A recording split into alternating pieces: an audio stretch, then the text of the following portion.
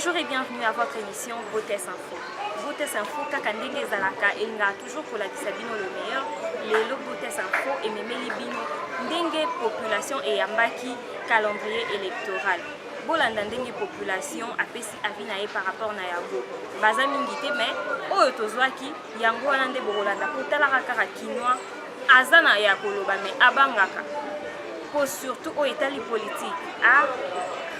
Kombo na nani to? Papa Debs. Ok, Papa Debs. On a yo calendrier électoral oyo euti ko bimaka ni a oyambia onde. En tout cas pour ngai makambo elembisi. Donc toyokanaki eza ya moté donc nazokipa ngo to même pas parce que comme pesa kanda. Mo pesa kanda pour parce que bazo sala makambo na ndenge na bango donc vraiment toza monter ni toza biso ba congolais. Tozo zela le jour le 31 décembre. To banini roleka. Pour la biso vraiment toza déjà désolé. Mais pourquoi calendrier s'est bimi déjà pour réagir que vous la le 31 décembre? Le 31 décembre, on a changé quelque chose. Alors, toujours c'est là pour parce que le jour où tu as dit à Souka, jour J, ils ont dit à moi. De toujours c'est là pour ceux qui sont bandits des autres, des micros, ils ont malamouté. Le temps comme à Tina Souka, n'est-ce pas qui est tombé banni à Oh, exactement pour le moment, accord, il y a Saint-Sylvestre, ils ont signé. Oh, balobaki que élection et cause à l'année décembre. C'est quoi le les athées pour nayo avis na raison. En tout cas pour ngai vraiment élection ça est à la télé, il faut que c'est capot pour quitter boy. Pour quitter. Les que vivre biso à congolais c'est que toujours vivre nango, c'est très difficile. Faut que c'est comme moi aussi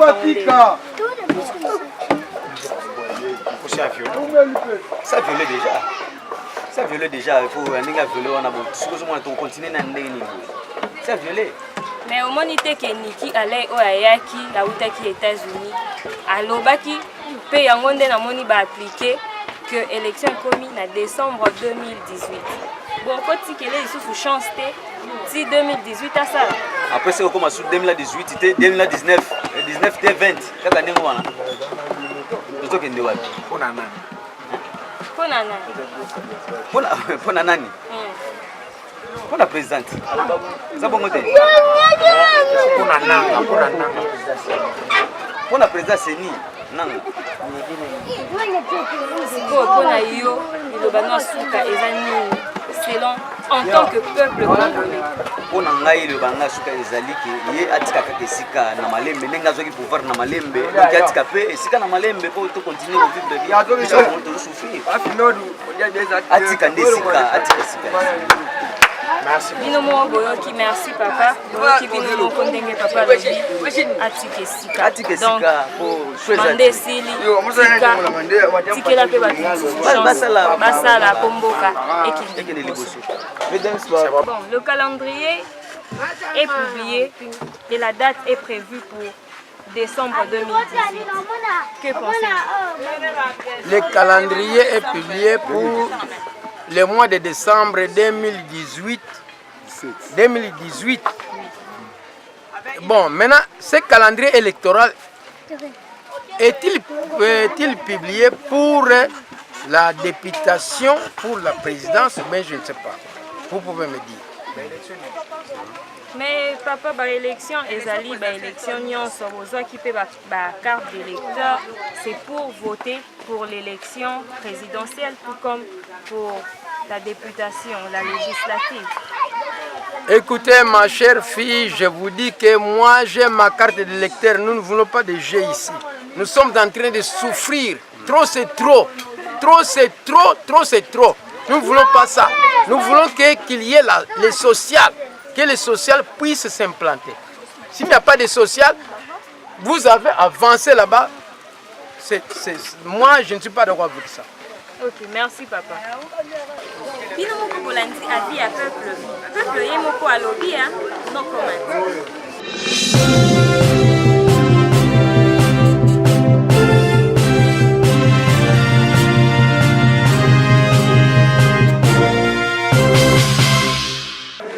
Cadre et calendrier électoral, Bolanda entretient au Salaki Nandeko Jean-Serge, membre de la majorité présidentielle, précisément la PPR. Bonjour. Oui, ça va bien par la reste des dieux. Dozo bête les solo et calendrier électoral au Seigneur publié dernièrement. Et là, on est organisation. Bon, on appelle ça un négociation, on a besoin de merci de m'avoir pris malgré à pied levé. Je suis en train de me préparer pour les matchs pour que je pour soutenir le Léopard Nabiso. On a déjà dans ma chaîne on a vu que la chaîne de l'Andagabiso, nous avons interview. On a parlé de sous. Nous, à la majorité présidentielle, surtout Bisso un peu perdu, nous soutenons ce calendrier. Le calendrier est un calendrier réaliste, un calendrier qui a été bien fait. Le président de la CENI a donné un calendrier à la nation qui a tenu compte de tous les paramètres. Il y a bien qui va contrainte, mais aussi la célérité et puis la mouvement. Parce qu'au monde, par exemple, il y a une date par rapport à un calendrier du Maki 2006-2011, durée et tout ça, il y a qui c'est au moins d'âme. Donc c'est un calendrier qui, certes, les a des contraintes logistiques, légales et financières, mais il y a un calendrier qui ils ont objectif en n'est pas salé mais comment ça n'a été on a une amassale mon côté il y avait des experts nationaux mais aussi des experts internationaux au Bazakiwana pour élaborer le calendrier ensemble et puis ce calendrier comme je le dis tantôt d'une manière globale c'est un calendrier intéressant. C'est à nous, la classe politique, à nous, le parti politique, de se préparer aux élections, mais aussi à tous ceux qui ont la charge de répondre à la contrainte, pas répondre aux propositions dans les élections. Alors, je m'en idée que moi, contradiction, les alliés par rapport à calendrier, on a plus que opposition et à rassemblement et proposé qui mi-juin 2018. Pourquoi aller jusque décembre? Bon, on n'a pas été à l'opposition. On a dit que non, calendrier, on est d'accord, peuple, tout ça. Heureusement, au opposition. Ils ont nommé les Camerounais. On a l'Union s'opposée à ça là-bas. Ils ont négé dans le en 2006, en 2011, l'opposition était à la Ondimelo, moi, ma lame était dans le beaucoup. Et si ils ont rose, ils ont noir. Et si ils ont rouge, ils ont noir. Donc, ce n'est pas quelque chose, il y a 6 cas. Ils ont le lingue dans le monde. En 2011, le résultat calendrier électoral. Après, c'est calendrier global, non calendrier partiel. Après, c'est calendrier partiel, au calendrier global. En 2006, en 2011,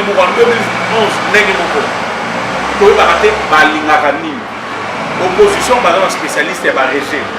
Opoya, ils ont raté. Il y a un tour de baka. Lélo, ceux qui peuvent majorité, c'est la moins bako qu'on se met on a mis en place un projet, c'est parce qu'on a en face une opposition faible, une opposition non constructive, une opposition qui ne contribue pas à la vie à la nation.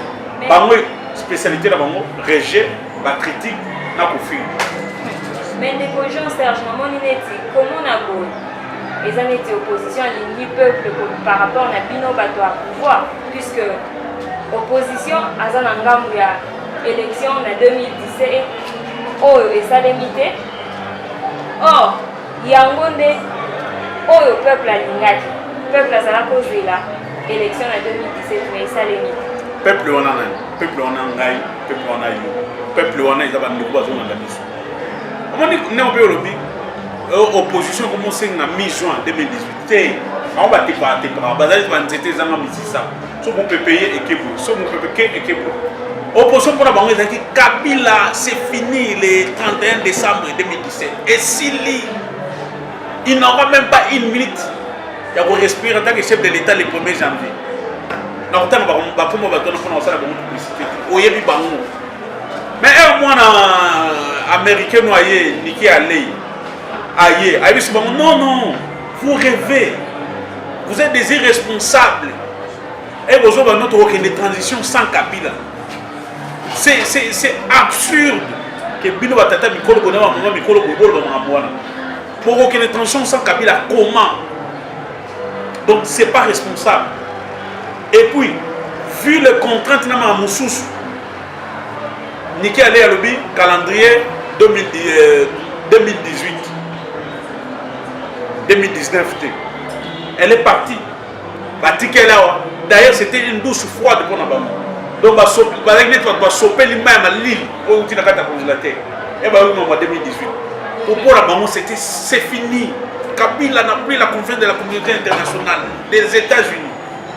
Mais, curieusement, elle Niki va changer ma loi. Pour moi, côté parti par la maman, va changer ma loi. Comme non, nous voulons les élections en juin 2018. Va changer de position. Et comme sous le 31 décembre, et comme même en juin 2018, Bissot, majorité, pour nous soutenir, c'est qu'on a une affaire dans le CENI. Parce que tu as vu que la seule institution compétente européenne, c'est Bissot Makonami, ils allaient CENI. Totina Baye, c'est tout à fait nous puissions soutenir cette position. Il y a CENI calendrier. Parce qu'il y a un peu de calendrier au Légawana, Bazar à monter. Deuxièmement, ne connaît à l'obé qui m'a marqué ni nous.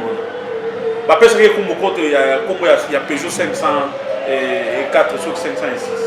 Alors non, Peugeot vous avez 506. Et quand on m'appelle Peugeot 323, et quand on m'appelle Aloba qui m'a rebellé, cela voulait dire quoi? Que 500 et quelques jours et quand on appelle qu'on quitte par rapport à des moyens, n'a pas besoin de à disponibilité à CENI pour ma première qui n'est pas. Donc, ce n'est pas une surprise. Ils ont fait un travail excellent. Mambojo qui est. Le peuple a l'Iraki 2017 élection salée. Bien qu'Amonia Moté est commune en 2018. Antimi Ango malgré lui, mais Toyo qui peut peuple Moussous à Zolobake. Tozo c'est la 31 décembre 2017 et Koka, Poto Agir. On a eu l'opinion. On a peuple, on a un peuple. Sogi Moutozo, le 31 décembre, on va faire ceci, on va faire ceci. Baza va mouna, va lingo kati. Baza bateau, baza instrumentalisé. Baza bateau, baza va tobenga va proie.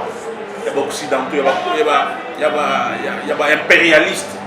Ba ibalini batia Congo na Kao, Congo comme on est Soudan, Congo comme on est Libye, Congo comme on est Syrie dans le monde. Mais bazo mona nzela ko lekelate. La seule voie facile au bako atteindre l'objectif on a ils allaient opposition. Nous n'avons qu'une seule nation, un seul pays. Moroyo, Lumumba, Mosé, qui m'a dit la mission pour nous. À part ces pays, donc, instrumentaliser jeunesse, vous risquerez de vous retrouver dans la rue. Et puis, si comme Moussoussou, sans et l'eau connaître les paradis étaient ailleurs. Les Libyens on va instrumentaliser. Ils vont vivre mieux les bandes de Libye. Mais les lots n'ont pas finalement. Il y a un sengi na bateau. Na zone la bateau wana. Maman, après avoir perdu, on a l'ingala pour bana kimba yokamia. Les lots na vie. Au bala moi si. Moi si on a robot ya. Au robot ta bana. Bana wana ba boyo. On doit papa la musique. Au robot ta ma bandeko. Bandeko ba yini yo. Mukili mobibe ko boya yo.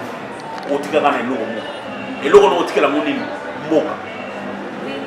Donc mboka est eloko ça na blague.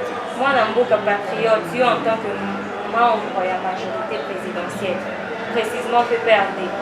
Et là, nous avons rassuré le peuple congolais à la RDCP na libanda mboka. Et là, il y a Moutuya au Banambo Fobakanga, Bayiba, que l'élection m'a pour nous ezali. Bisso d'ailleurs, vous rappelez la Bayiba la majorité, tout ça la réunion, PPRD, surtout Bisso PPRD, tout ça la réunion monnaie à Tata Mokonzi. Tata Mokonzi azali autorité morale de la majorité présidentielle, mais initiateur il y a PPRD, parti Nangaï, la partie à battu belé, pour bazola dans la sécurité. Donc tout ça la réunion monnaie, une réunion stratégique pour préparer les élections futures, pour redynamiser les partis, notre cher parti, le PPRD, pour restructurer les partis au niveau de la base, pour remobiliser les militants.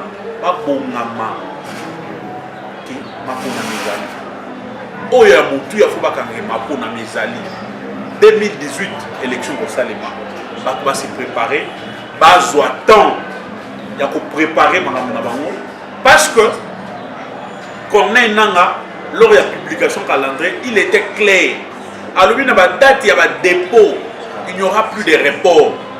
Ceux qui veulent être candidats, c'est le moment de se préparer.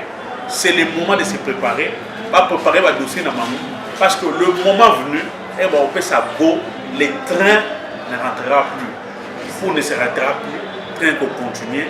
Pour mes alliés, biso na kana biso majorité, biso ba peut perdre. Net ngai na bandal na zobonga. Oya roya na bandal, acha libaya abonga parce que moi na mboka Jean Serre Tiben a télémi. Acha libaya na bandal. Donc bandal ici to kangi. Nzela ya suki. Merci mon mboka na ndengo répondre na invitation na biso, j'espère que vous allez réussir mais bonne chance pour la match. Bah, merci. Et Zamboka, malgré tout, on a pris notre destin en main, mais on a vu campagne de qualification, malgré que tu as match contre Tunisie. Mais Dieu peut faire le miracle. Rien n'est impossible à Dieu, surtout sans Bélara. Pas descendre qui va la miracle. Tunisie a pour lui, au moins qui coupe du monde. Donc nous souhaitons bonne chance au Léopard. Merci à ceux qui nous suivent. Boss Test TV et la chaîne Nangaï parce que information qui topo, image, qui topo. Vraiment merci aux initiateurs, jeunes, Kamba chaîne vraiment c'est une initiative à encourager. Mais tout peut s'imposer dans la vidéo sur et surtout bon week-end. Que le bon Dieu vous garde. Merci. Merci.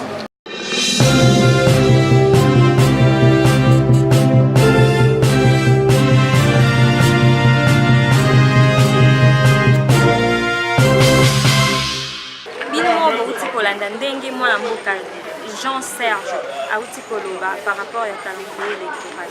Toujours no comment. Mais na koki aussi ça été pour to komi déjà dans cette émission na biso sans pour autant que ça toujours ça la biso va bien mbote. Wana na moni maman Élisée Disweme na président Edi Disweme na moni lisusu maître Jim Makata USA.